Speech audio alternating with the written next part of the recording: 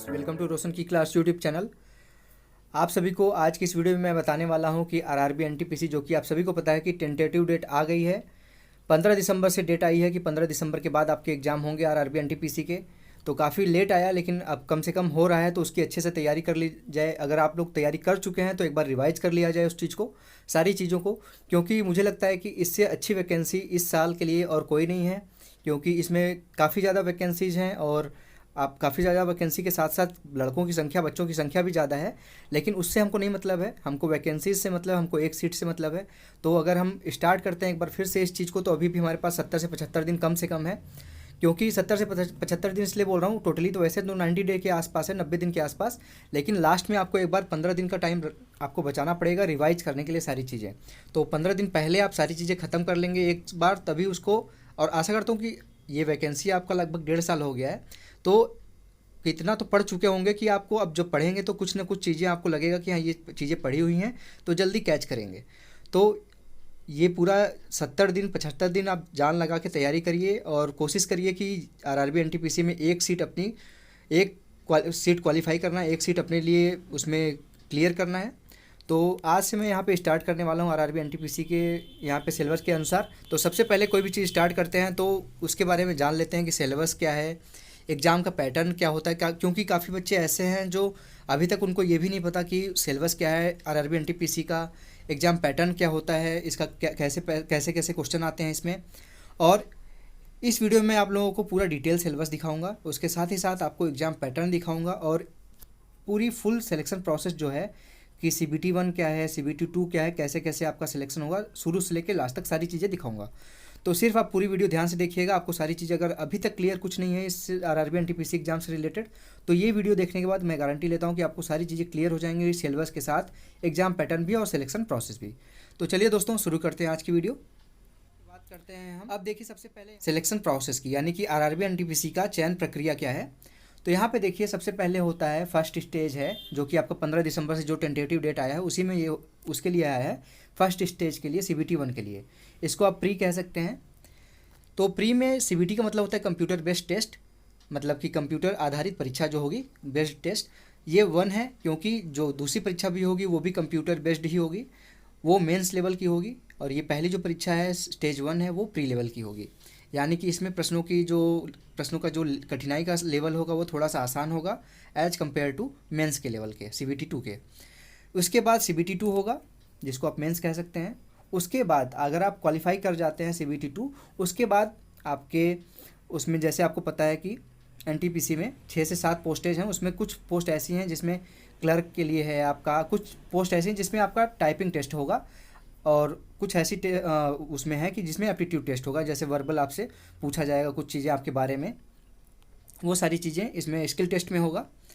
और उसके बाद जब आप स्किल टेस्ट और टाइपिंग वाला भी आप क्लियर कर लेंगे, तो आपका डॉक्यूमेंट जो होगा वो वेरिफिकेशन होगा। डॉक्यूमेंट वेरिफिकेशन के बाद आपका मेडिकल टेस्ट होगा, एग्जामिनेशन होगा मेडिकल, उसके बाद आपको ज्वाइनिंग मिल जाएगी। ये पूरा प्रोसेस है। इसमें अगर आप ये पूछें कि टाइपिंग टेस्ट क्या है, कि कितने लगभग इसमें पर मिनट आपको टाइप करने होते हैं वर्ड, तो इसमें मैं बता दूं कि सेकंड स्टेज के बाद आपको इतना टाइम मिल जाता है कि अगर आप सेकंड स्टेज के पहले इस चीज़ की तैयारी अभी नहीं करते हैं, स्किल टेस्ट की, टाइपिंग टेस्ट की, तो भी आप आराम से स्टेज 2 के बाद टाइपिंग अपनी स्पीड बढ़ा सकते हैं। और आजकल सभी को पता है कि आप सभी लोग मोबाइल या फिर कंप्यूटर यूज ही करते हैं, तो एक लेवल तक टाइपिंग सबकी होती है बस, और ज़्यादा मांगता भी नहीं है इसमें। मुझे लगता है कि 30 वर्ड पर मिनट मांगता है, तो इतना आप आराम से कर लेंगे। मुझे लगता है कि 30 से क्या, आप आराम से 40 तक कर लेंगे अगर एक महीने आपको प्रैक्टिस करने का मौका मिल जाए तो। और इतना आपको टाइम CBT 2 के बाद मिलेगा स्किल टेस्ट के लिए। तो ये था चयन प्रक्रिया पूरा आरआरबी एनटीपीसी का। अब इसके बाद हम देखते हैं कि आरआरबी का जो एग्ज़ाम पैटर्न है CBT 1 का, वो क्या है और इसमें कितने मार्क्स के क्वेश्चन आते हैं, कितना टाइम मिलता है। तो इसमें देख लीजिए RRB NTPC CBT 1 exam pattern.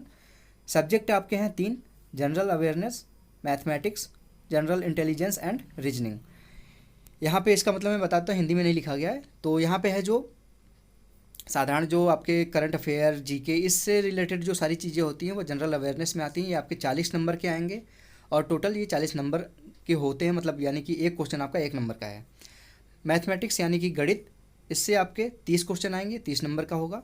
General intelligence और रीजनिंग यानी कि रीजनिंग से रिलेटेड और तार्किक क्षमता से रिलेटेड क्वेश्चन जो होंगे वो 30 नंबर के आएंगे, 30 क्वेश्चन। तो टोटल जो क्वेश्चन हो गए वो 100 क्वेश्चन हो गए, 100 नंबर के। और इसके लिए आपको 100 क्वेश्चन के लिए आपको 90 मिनट मिलेगा, यानी कि 1.5 घंटे का टाइम मिलेगा इसको करने के लिए। तो काफ़ी अच्छा खासा टाइम है 1.5 घंटे का 100 क्वेश्चन करने के लिए। इसमें खास तौर से जो टाइम लगेगा आपका मैथमेटिक्स गणित और जो गणित है और जो तार्किक और रीजनिंग है उसी में टाइम लगेगा। जनरल अवेयरनेस में ज़्यादा टाइम नहीं लगेगा आपका, तो उसके लिए काफ़ी ज़्यादा इसमें टाइम है, कोई दिक्कत नहीं टाइम का नहीं होगा अगर आप लोगों को सारी चीज़ें क्लियर होंगी तो। और ऐसे तैयारी करेंगे अगले 25 से 50 दिन जम के तैयारी करेंगे, उसी में हमारा क्लियर हो जाए, सारी चीज़ें खत्म हो जाए। उसके बाद 25 दिन और बचता है, जो मैंने 75 दिन बताया है। 50 दिन शुरुआत में हम ये कोशिश करेंगे कि एक बार पूरा सिलेबस खत्म कर दे, फिर 50 दिन के बाद 25 दिन फिर से एक बार रिवाइज करेंगे मतलब जो भी टॉपिक आपको लगेगा कि हाँ कन्फ्यूजिंग टॉपिक है। तो ये था CBT 1 का एग्जाम पैटर्न। अब इसके बाद कुछ बच्चों का ये होता है कि कितने बच्चों को क्वालिफाई करता है CBT 1 के बाद। तो यहाँ पे देख लीजिए लिखा गया a total number of candidates to be short listed for stage 2 will be 20 times the vacancies. मतलब कि जितनी वैकेंसी हैं 35,200 समथिंग है वैकेंसी, तो उससे 20 गुना ज़्यादा लोगों को CBT 1 में पास किया जाएगा। अब 20 गुना आप एवरेज अगर ऐसे निकाल लें मोटा मोटा, तो 35,000 है अगर वैकेंसी, तो 35,000 का मतलब कि 7 लाख के आसपास बच्चे CBT 1 में पास होंगे। और आपको पता है कि लगभग 1 करोड़ से ऊपर बच्चों ने फॉर्म जो भरा है वो सही सही, जो अभी स्टेटस चेक करने वाला आया था प्रोसेस 21 तारीख से जो ऑन हुआ है, आशा करता हूँ आप लोग स्टेटस चेक कर लिए होंगे। अगर नहीं चेक किए हो तो ऑनलाइन जाके आप चेक कर लीजिएगा, मैं कहेंगे तो आपको मैं डिस्क्रिप्शन में लिंक दे दूंगा, डायरेक्ट आप जाके वहाँ से स्टेटस चेक कर सकते हैं। और स्टेटस जो सही सही आया है उसमें लगभग 1,15,00,000 बच्चों का स्टेटस सही सही मतलब करेक्ट था उन लोगों का स्टेटस। मतलब इतने बच्चे तो एग्ज़ाम देंगे ही RRB NTPC का, तो समझ लीजिए कि उसमें 7 लाख कितना कम शॉर्टलिस्ट बच्चे होंगे और कितने ज़्यादा बच्चे डिस्क्वालीफाई होंगे, ये सारी चीज़ें आप खुद ही सोच सकते हैं। अब इसमें हमको उससे लेना देना नहीं है, जो बच्चे पढ़ेंगे अगले 3 महीने जम के पढ़ेंगे उनका सिलेक्शन 100% होगा। अब जो अभी भी वो पढ़ाई नहीं करेंगे तो उनका सिलेक्शन तो कोई नहीं करा सकता।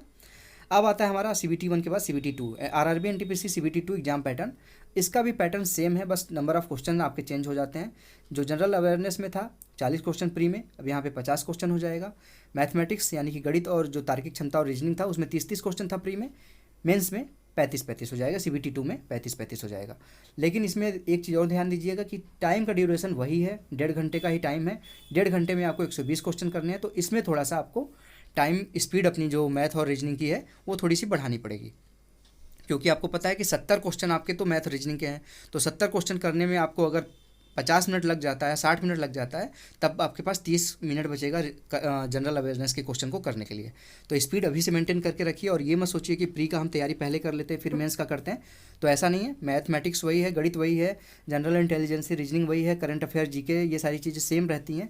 बस करंट अफेयर से आपको रेगुलर बेसिस पे जुड़े रहना होता है, रेगुलर पेपर पढ़िए आप, रेगुलर कोई ना कोई आप ऑनलाइन क्लासेस ज्वाइन कर लीजिए करंट अफेयर के लिए, कोई पत्रिका पढ़ सकते हैं आप, उसके सारी चीज़ें मैं उसके लिए भी अलग से वीडियो बना दूंगा, तो उसकी चिंता मत करिए। आप पूछेंगे मुझे कमेंट बॉक्स में तो मैं उसके लिए भी सेपरेट वीडियो बना दूंगा, जिससे आप लोगों का सारा जो कन्फ्यूजन है वो दूर हो जाए। बस ये मैं कहूँगा कि अगले 3 महीने जम के आप पढ़ाई करिए और सिलेक्शन ले लीजिए। अब ये तो था CBT 2 का पैटर्न, एग्जाम पैटर्न, कितने क्वेश्चन आते हैं, कैसे आते हैं, कितना टाइम मिलता है। अब आता है हमारा इसके बाद कि हमारा सिलेबस क्या है। अब यहाँ पे देखिए गणित का सिलेबस है, इसको मैंने कोशिश किया है कि इसको इंग्लिश हिंदी दोनों में रखने के लिए, इसलिए थोड़ा सा छोटा छोटा दिख रहा होगा आपको, लेकिन मैं आपको क्लियर कर दूँ, वैसे दिख रहा होगा, इतना तो है ही दिखने लायक। तो थोड़ा सा मैं जूम करके दिखा देता हूँ आपको। ये गणित का सिलेबस है, इसमें टोटल 15 टॉपिक हैं। 15 टॉपिक में से 10 टॉपिक ऐसे हैं जिसपे लगभग सभी लोगों का कमांड होगा।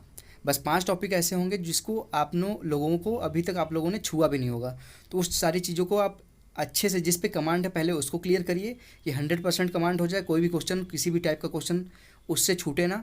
उसके बाद जो नहीं आता है उसको हम इतना कर लेंगे कि उसमें से अगर 5 टॉपिक है तो 100%, अगर 30 नंबर का आ रहा है तो 27-28 नंबर 100% करके आए हम सही। तो यहाँ पे देखिए सिलेबस में एक एक बार पढ़ते जाता हूँ, उसको आप ध्यान से देखते जाइएगा। पहला है इसमें चैप्टर नंबर सिस्टम, संख्या पद्धति या संख्या प्रणाली। डेसिमल है दशमलव, फ्रैक्शन, भिन्न, LCM SCF, लघुत्तम समापवर्त, महत्तम समापवर्त, रेशियो प्रोपोर्शन यानी कि अनुपात समानुपात, परसेंटेज है प्रतिशतता। इसमें आप ध्यान दीजिएगा, 2 चीज़ बहुत अच्छे से पढ़ने की कोशिश करिएगा, रेशियो प्रोपोर्शन और परसेंटेज, क्योंकि बाकी के कुछ चैप्टर ऐसे होते हैं जो रेशियो प्रोपोर्शन और परसेंटेज के ऊपर आधारित होते हैं। इसके थ्रू उनका बेसिक अगर आपको कॉन्सेप्ट क्लियर नहीं है, टाइम डिस्टेंस हो गया, आपको टाइम वर्क हो गया, प्रॉफिट लॉस हो गया, सिंपल इंटरेस्ट, कंपाउंड इंटरेस्ट हो गया, ऐसे बहुत से चैप्टर हैं जिसपे डायरेक्ट परसेंटेज के तरीके से जो प्रतिशतता का जो तरीका होता है या फिर रेशियो प्रोपोर्शन से डायरेक्ट क्वेश्चन निकल आते हैं। उसके बाद देख लीजिए यहाँ पे मेंसुरेशन है, क्षेत्रमिति, काफ़ी बड़ा चैप्टर है और काफ़ी इंपॉर्टेंट चैप्टर है आरआरबी एनटीपीसी के लिए। टाइम वर्क है, समय और कार्य, टाइम डिस्टेंस, समय और दूरी, सिंपल इंटरेस्ट, कंपाउंड इंटरेस्ट, साधारण ब्याज और चक्रवृद्धि ब्याज, प्रॉफिट लॉस, लाभ हानि, एलिमेंट्री अलजेब्रा, प्राथमिक बीजगणित। अब यहाँ पे कुछ चीज़ें धुंधली दिख रही होंगी, लेकिन इसको समझने की कोशिश करिएगा, मेरी बातों को सुनने की कोशिश करिएगा। उसके बाद है आपका ज्योमेट्री एंड टेक्नोमेट्री, ज्यामिति और त्रिकोणमिति। उसके बाद है एलिमेंट्री स्टैटिस्टिक्स यानी कि प्राथमिक सांख्यिकी। ये था मैथ का पूरा सिलेबस, 15 चैप्टर है। इस चीज़ को आप ध्यान दीजिएगा, एक एक चैप्टर शुरू से ध्यान से हम लोग करेंगे कवर। अब इसके बाद आता है हमारा रीजनिंग का सिलेबस। यहाँ पे मैं दिखा देता हूँ, जनरल इंटेलिजेंसी एंड रीजनिंग, सामान्य बुद्धि और तार्किक क्षमता इसको कहते हैं। अब इसका भी सिलेबस देख लेते हैं दोस्तों। यहाँ पे एनालॉगीज है, सादृश्यता परीक्षण, जो जैसे कि पूछ लिया कि ADE है इस साइड, तो उसका कैसे मतलब दूसरा कंपेयर करेंगे उससे तो किस तरीके से हो सकता है। या फिर अगर क्रिकेटर बैट से खेलता है तो हॉकी जो प्लेयर है वो किससे खेलेगा, तो हॉकी से खेलेगा। इस तरीके से मैं समझाने की कोशिश कर रहा हूँ, समझने की कोशिश करिएगा। या फिर कह देगा कि भारत की राजधानी नई दिल्ली है, तो आपको बताना होगा कि बांग्लादेश की राजधानी क्या होगी। तो इस तरीके से आपसे कंपैरिजन जो कराता है, या फिर कोई फिगर दिखा के आपसे कंपैरिजन करा सकता है। इस तरीके से क्वेश्चन बनते हैं इसमें। इसी तरीके से है, यहाँ पे देख लीजिए, हाँ, completion of number and alphabetical series, जो सीरीज आती है नंबर और नंबर होंगे, उसमें वर्ड होगा और सिंबल होगा, उस तरीके की सीरीज आ जाएगी, आपसे पूछ लेगा। उसके बाद कोडिंग डिकोडिंग है, सभी को पता है इसके बारे में। मैथमेटिकल ऑपरेशन है, गणितीय संचालन, सिमिलैरिटीज़ एंड डिफरेंसेस। अब मैं यहाँ पे एक चीज़ एक बार पढ़ते जाता हूँ, उसके बाद जब एक एक चैप्टर पढ़ेंगे तो उसके बारे में मैं डिटेल में बताऊँगा कि किस चैप्टर से कितना क्वेश्चन आता है और किस चैप्टर की इंपॉर्टेंस कितनी ज़्यादा है, और उसके बारे में मैं बताऊँगा ये अच्छे से। फिर है यहाँ पे रिलेशनशिप्स, यानी कि जो ब्लड रिलेशन है उसके बारे में यहाँ पे बात कर रहा है। Analytical reasoning, syllogism, jumbling, Venn diagram, puzzle, data sufficiency, statement and conclusion, statement causes end of action, decision making, maps, interpretation of graphs. ये सारी चीज़ें यहाँ पे 17 टॉपिक है रीजनिंग में, यहाँ पे आप ध्यान से देख लीजिएगा। रीजनिंग मैथ का सिलेबस जो है वो बहुत डिटेल, बहुत ज़्यादा नहीं है, आप कर सकते हैं इसको 2 महीने में अच्छे से। अब आता है हमारा सबसे इम्पॉर्टेंट यहाँ पे जो टॉपिक है, जनरल इंटेलिजेंसी। जनरल इंटेलिजेंसी तो हम देख चुके हैं। जनरल अवेयरनेस यानी कि सामान्य जागरूकता, या फिर जीके भी कह सकते हैं, जनरल नॉलेज भी कह सकते हैं इसको, करंट अफेयर भी कह सकते हैं। सारी चीज़ें इसमें मिक्स हैं, तो सारी चीज़ें इसमें हैं। तो आपको यही चीज़ सबसे डिटेल में पढ़ना होगा, क्योंकि कुछ लोग ऐसे होते हैं, ज़्यादातर लोग ऐसे होते हैं जो इससे बचते रहते हैं कि ये नहीं, बोर हो जाते हैं इस चीज़ को पढ़ने से। तो इसके बिना आपका सिलेक्शन हो ही नहीं सकता, इस बात की मैं गारंटी देता हूँ कि अगर आरआरबी एनटीपीसी का एग्ज़ाम देने जा रहे हैं आप, तो अगर जनरल अवेयरनेस छोड़ के जा रहे हैं आप, या फिर बस हल्का हल्का पढ़ के जा रहे हैं, तो आप मान के चलिए आप मैथ और रीजनिंग में 30 क्वेश्चन पूरा करके आएंगे, 60 क्वेश्चन करके भी आएंगे, तब पर भी आपका सिलेक्शन नहीं होगा। इस बात की मैं बता रहा हूँ, गारंटी ले रहा हूँ। आपको जनरल अवेयरनेस पढ़ना ही होगा, अच्छे से पढ़ना होगा, चाहे जैसे पढ़िए, लेकिन 3 महीने अच्छे से पढ़ना होगा, दिन रात एक करके पढ़ना होगा, अगर आपको आरआरबी एनटीपीसी की जॉब चाहिए तो। अब यहाँ पे देख लीजिए, इसमें है करंट इवेंट्स है, जैसे जो आपका करंट अफेयर में आएगा एक तरीके से। नेशनल इंटरनेशनल मतलब कि राष्ट्रीय और अंतर्राष्ट्रीय दोनों के लिए यहाँ पे करंट अफेयर से आप डेली बेसिस पे जागरूक रहा करिए, उसको पढ़ते रहा करिए, लिखने की कोशिश किया करिए उसको। उसके बाद है गेम एंड स्पोर्ट, जैसे खेल से संबंधित कोई न्यूज़ है। Art and culture of India, Bharat की कला और संस्कृति, भारतीय साहित्य, भारत के स्मारक और स्थान यानी कि monuments of and places of India. इसमें आप देखिए जो सबसे ज़्यादा इंपॉर्टेंट है, अब आ रहा है हमारा जनरल साइंसेस, जो कि सबसे इम्पॉर्टेंट टॉपिक है, और ये बहुत ज़्यादा डिटेल में नहीं है। 6 से लेकर अगर आप कक्षा 10 तक अच्छे से पढ़ लेते हैं, यहाँ पे देख लीजिए लिखा भी है, सामान्य विज्ञान और जीवन विज्ञान, life sciences, up to 10th CBSE, यानी कि आपको 6 के पहले तो कुछ होता नहीं ज़्यादातर, तो 6 से लेके 6, 7, 8, 9, 10 5 क्लास का आपको पढ़ना है, अच्छे से पढ़ना है, क्योंकि इसमें से काफ़ी ज़्यादा क्वेश्चन आते हैं आपके आरआरबी के एग्ज़ाम्स में, चाहे वो ग्रुप डी का हो, चाहे वो आपका एनटीपीसी का हो, चाहे जो हो, एएलपी का हो उसमें भी ज़्यादा आता है, आरआरबी जेई का हो उसमें भी ज़्यादा आता है। तो सबसे ज़्यादा जो क्वेश्चन आते हैं आपके जनरल साइंसेस से ही आते हैं। तो आपको फिजिक्स, केमिस्ट्री, बायो, ये 3 चीज़ें अच्छे से पढ़नी है कक्षा 10 तक। अब आता है हमारा भारत का इतिहास और स्वतंत्रता संग्राम। इसके बाद आगे और मैं दिखा देता हूँ इसमें। काफ़ी बड़ा था इसका, इसलिए 2 स्लाइड में करना पड़ा इसको। अब इसमें अगला है 9वां पॉइंट है social and economic geography of India and world, Bharat और विश्व का सामाजिक और आर्थिक भूगोल। उसके बाद है भारतीय राजनीति और शासन, संविधान और राजनीतिक व्यवस्था। उसके बाद है 11वां भारत के अंतरिक्ष और परमाणु कार्यक्रम सहित सामान्य वैज्ञानिक और तकनीकी विकास। उसके बाद है संयुक्त राष्ट्र और अन्य महत्वपूर्ण विश्व संगठन। इसकी वीडियो आपको मिल जाएगी, प्लेलिस्ट बना रखा है मैंने करंट अफेयर जीके का, उसमें आपको मिल जाएगा कि जो यूएन है या फिर वर्ल्ड के महत्वपूर्ण ऑर्गेनाइजेशन है उनका हेडक्वार्टर कहाँ पे है और उसका मतलब फुल फॉर्म क्या होता है, जैसे यूएन का फुल फॉर्म क्या है और वर्ल्ड बैंक जो आपका है, और इसी तरीके से कई हैं, एडीबी है, इसका फुल फॉर्म क्या है, ये सारी चीज़ें आपको उस वीडियो में मिल जाएंगी। अगर कहेंगे आप तो मैं फिर से एक बार बना दूंगा उस टाइप की वीडियो। हो सकता है कि कुछ चीज़ें आपको उसके जो चेयरमैन है वो चेंज हो गए हों, तो उसके बारे में अगर लेटेस्ट आपको वीडियो चाहिए तो बताइएगा, मैं बना दूंगा। उसके बाद है 13वां point environmental issues concerning India and world at large. इसके बारे में बेसिक कंप्यूटर नॉलेज होनी चाहिए आपको, कंप्यूटर से भी आप पढ़ते रहिए थोड़ी थोड़ी चीज़ें डेली बेसिस पे, बहुत ज़्यादा नहीं होता लेकिन इंपॉर्टेंट होता है क्योंकि 1-2 क्वेश्चन आ जाते हैं आपके एग्ज़ाम में, और एक एक क्वेश्चन आपके एग्ज़ाम के लिए इस बार इंपॉर्टेंट है क्योंकि कंपटीशन बहुत ज़्यादा है। उसके 15वां यहाँ पे पॉइंट है, 15th नंबर का यहाँ पे पॉइंट है कॉमन एब्रीविएशन। ये वही मैंने अभी बताया, जो आपके शॉर्ट फॉर्म होते हैं उसको पूछ लेता है कि इसका फुल फॉर्म क्या है, उस तरीके के क्वेश्चन। उसके बाद है transport system in India, Bharat में परिवहन प्रणाली। इसको मैं अभी जल्दी इसको स्टार्ट करूंगा। अगर आपका करंट अफेयर जीके तो इसमें जनरल अवेयर्स, तो सबसे पहला टॉपिक यही होगा, भारत में परिवहन प्रणाली। उसके बाद है इंडियन इकोनॉमी, भारतीय अर्थव्यवस्था, काफ़ी बड़ा टॉपिक है, इसको अच्छे से करना होगा और काफ़ी चीज़ें चेंज हो रही हैं करंट में, जिससे क्वेश्चन बन सकता है। उसके बाद है भारत और विश्व की प्रसिद्ध हस्तियाँ, बड़े बड़े लोग हैं, बड़े बड़ी कंपनियों के सीईओज़ हैं, इनके बारे में, फेमस पर्सनालिटीज़ हैं उनके बारे में, ये सारी चीज़ें पढ़नी पड़ेंगी।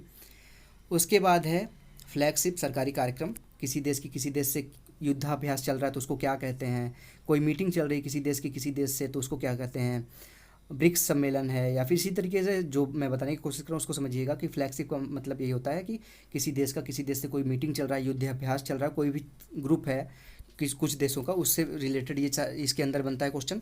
उसके बाद है भारत की वनस्पति और जीव, फ्लोरा एंड फन्ना ऑफ इंडिया। इसके बाद लास्ट टॉपिक है भारत के महत्वपूर्ण सरकारी और सार्वजनिक क्षेत्र के संगठन आदि, जो इंडिया के ऑर्गेनाइजेशन है, इंपॉर्टेंट ऑर्गेनाइजेशन है, जैसे भेल हो गया, गेल हो गया, और इसी तरीके से काफ़ी बड़े बड़े ऑर्गेनाइजेशन है इंडिया में। सारी चीज़ों के बारे में अच्छे से पढ़ना पड़ेगा आपको। तो ये था पूरा सिलेबस, डिटेल सिलेबस जो मैंने यहाँ पे आपको दिखाने की कोशिश की है और डिटेल में बताने की कोशिश की है कि यहाँ पे कैसे प्रोसेस आपका आरआरबी एनटीपीसी का शुरुआत कैसे होगा, और सिलेबस अगर आप सिलेक्शन पाते हैं तो किस किस प्रोसेस से होके आपको गुजरना पड़ेगा और कैसे कैसे तैयारी करनी पड़ेगी। तो अगर आप लोगों को अभी तक कोई भी नॉलेज नहीं था आरआरबी एनटीपीसी के बारे में, इसके सिलेबस के बारे में, इसके चयन प्रक्रिया के बारे में, तो सारी चीज़ें आज की वीडियो देखने के बाद क्लियर हो गई होंगी दोस्तों। और अगर अभी तक आपने ये वीडियो देखा है तो आप लोगों का बहुत बहुत धन्यवाद। आज की वीडियो देखने के लिए आप लोगों का बहुत बहुत थैंक यू। अगर आप लोगों को वीडियो अच्छी लगी तो प्लीज़ लाइक कर दीजिएगा दोस्तों, और मुझे कमेंट बॉक्स में बताइए कि मैं क्या क्या इस टॉपिक स्टार्ट करूं। मैं कोशिश करूंगा जल्दी से जल्दी उस टॉपिक को स्टार्ट किया जा सके। तो कोशिश करूंगा कि नेक्स्ट डे यानी कि कल से कम से कम मैथ और करंट अफेयर जीके में से कोई एक चीज़ स्टार्ट कर दूँ। रेगुलर बेसिस पे आपको कम से कम एक सब्जेक्ट की एक वीडियो देखने को मिलेगी।